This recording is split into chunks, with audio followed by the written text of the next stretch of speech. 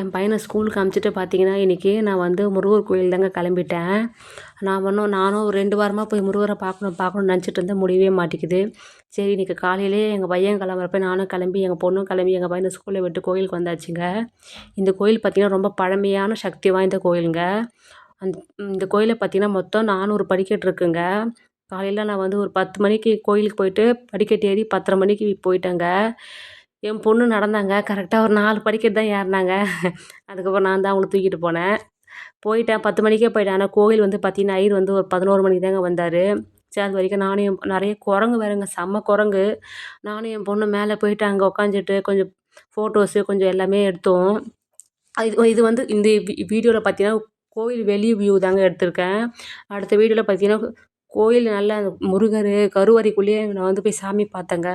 அதை அடுத்த வீடியோவில் உங்களுக்கு நான் ஷேர் பண்ணுறேன். அடுத்த வீடியோ கண்டிப்பாக பாருங்கள். உங்களுக்கு ரொம்ப பிடிக்கும். Thank you.